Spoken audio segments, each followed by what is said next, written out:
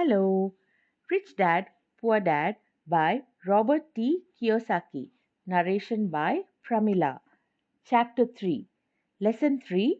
Mind your own business. The rich focus on their asset columns while everyone else focuses on their income statements. In 1974, Ray Kroc, the founder of McDonald's, was asked to speak to the MBA class at the University of Texas at Austin. A friend of mine was a student in that MBA class.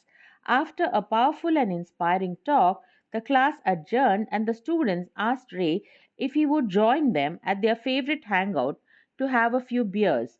Ray graciously accepted. "What business am I in?" Ray asked, once the group had all their beers in hand. Everyone laughed, my friend said. Most of the MBA students thought Ray was just fooling around. No one answered, so Ray asked again, "What business do you think I'm in?" The students laughed again, and finally one brave soul yelled out, "Ray, who in the world doesn't know that you're in the hamburger business?" Ray chuckled. "That's what I thought you would say." He paused and then quickly added, "Ladies and gentlemen, I'm not in the hamburger business. My business is real estate." As my friend tells the story, Ray spent a good amount of time explaining his viewpoint. In his business plan, Ray knew that the primary business focus was to sell hamburger franchises, but what he never lost sight of was the location of each franchise. He knew that the land and its location were the most significant factors in the success of each franchise. Basically, the person who bought the franchise was also buying the real estate under the franchise for Ray Kroc's organization. Today, McDonald's is the largest single owner of real estate in the world, owning even more than the Catholic Church. McDonald's owns some of the most valuable intersections and street corners in America and around the globe. My friend considers this as one of the most important lessons in his life. Today he owns car washes, but his business is the real estate under those car washes. The previous chapter presented diagrams illustrating that most people work for everyone but themselves. They work first for the owners of the company, then for the government through taxes, and finally for the bank that owns their mortgage. When I was a young boy, we did not have a McDonald's nearby. Yet, my rich dad was responsible for teaching Mike and me the same lesson that Ray Kroc talked about at the University of Texas. It is secret number 3 of the rich. That secret is mind your own business. Financial struggle is often directly the result of people working all their lives for someone else. Many people will simply have nothing at the end of their working days to show for their efforts. Our current educational system focuses on preparing today's youth to get good jobs by developing scholastic skills. Their lives will revolve around their wages or, as described earlier, their income column.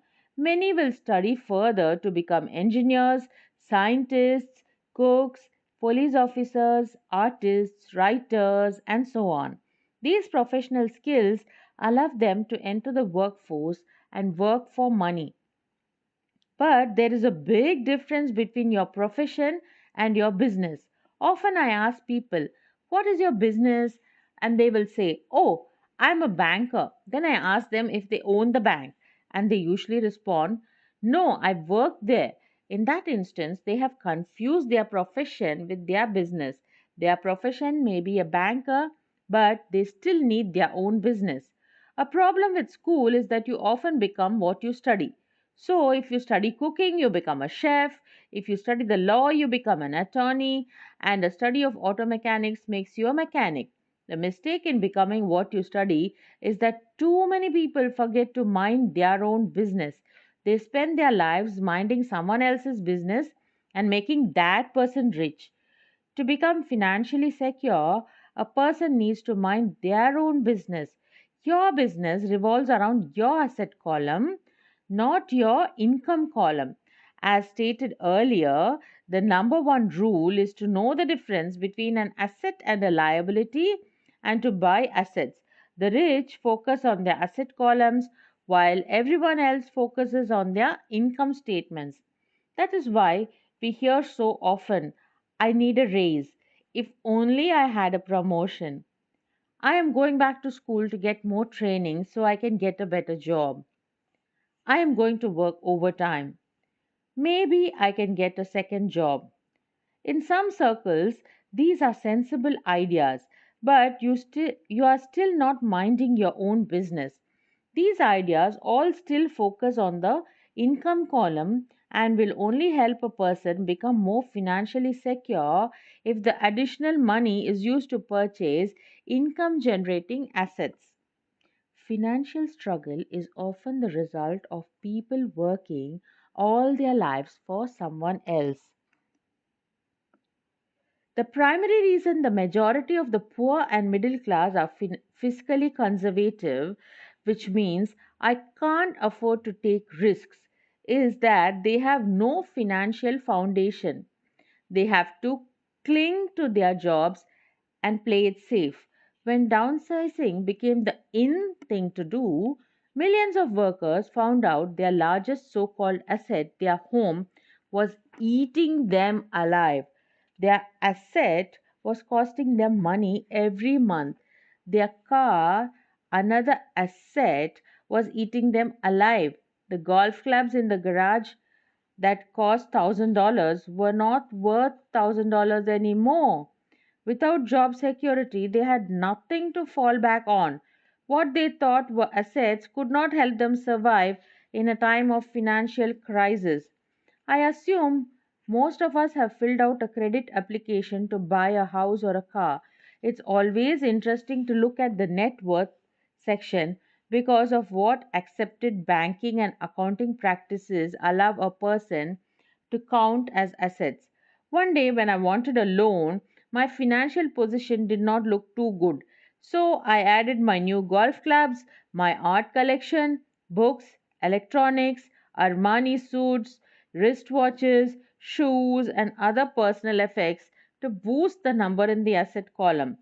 But I was turned down because I had too much investment real estate. The loan committee didn't like that I made so much money from rent.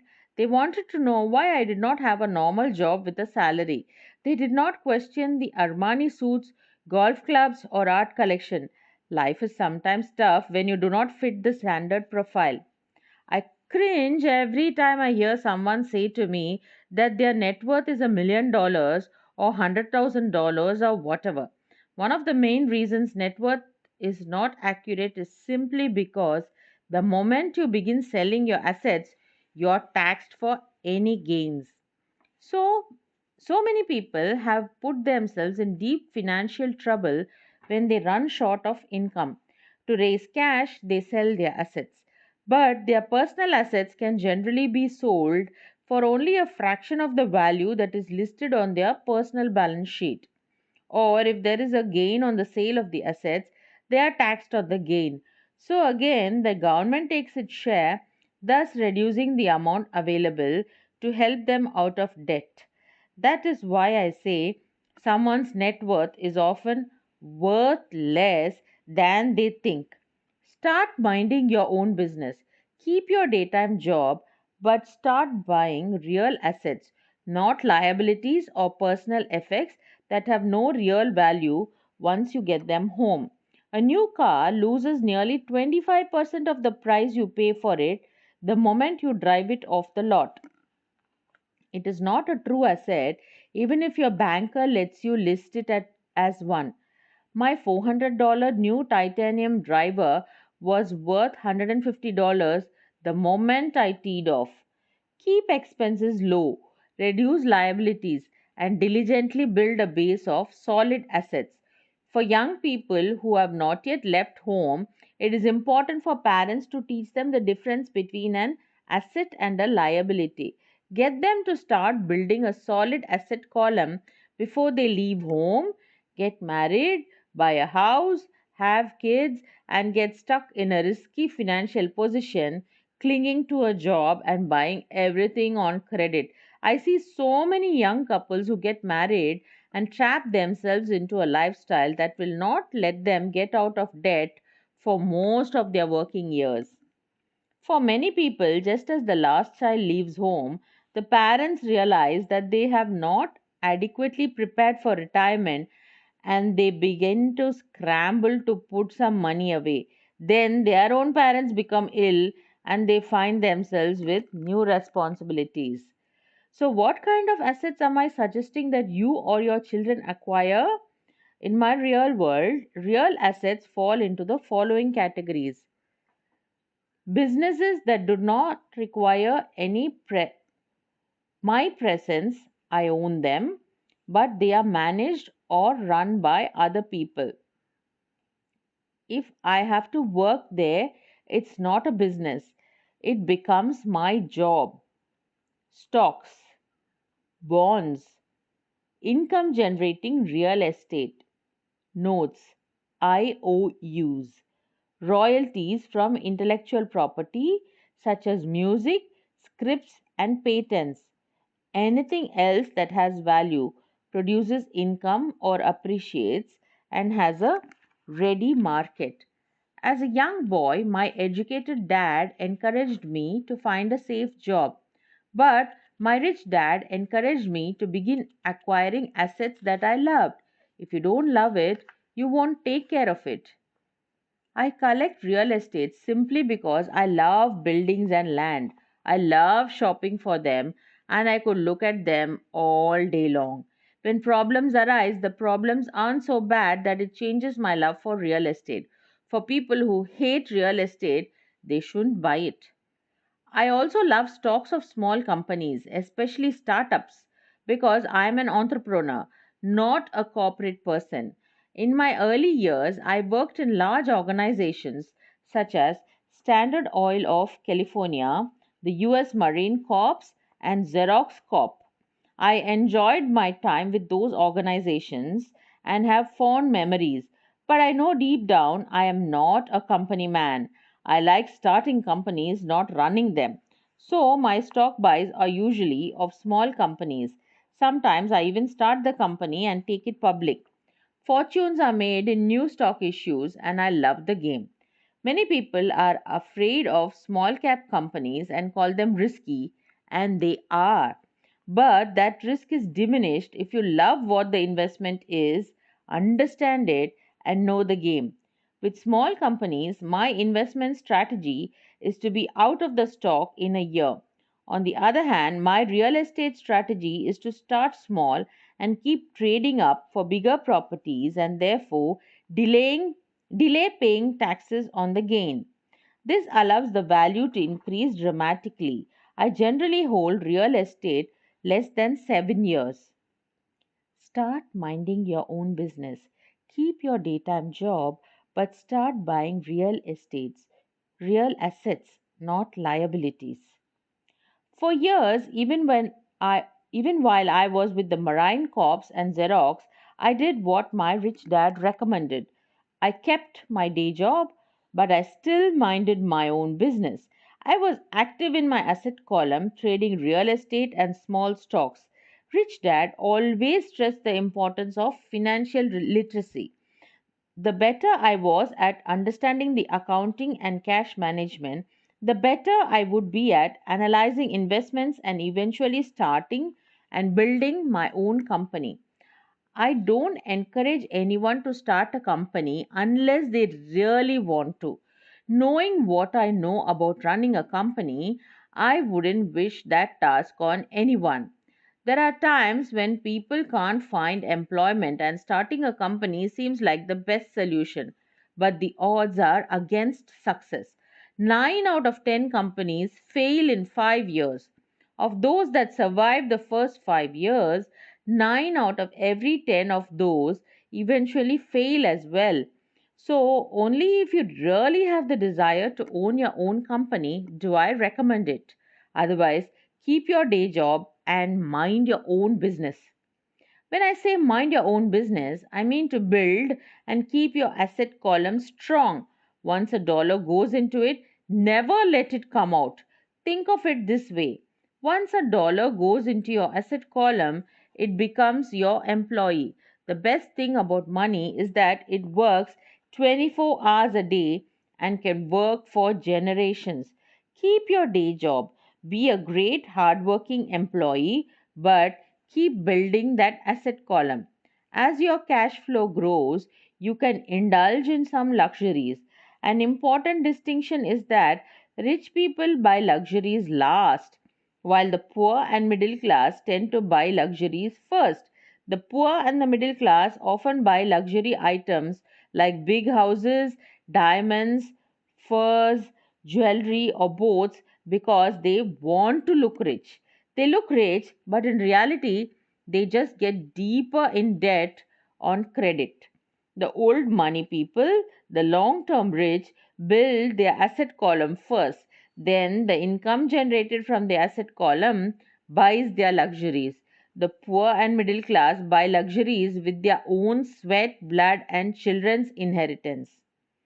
A true luxury is a reward for investing in and developing a real asset. For example, when my wife Kim and I had extra money coming from our apartment houses, she went out and bought her Mercedes.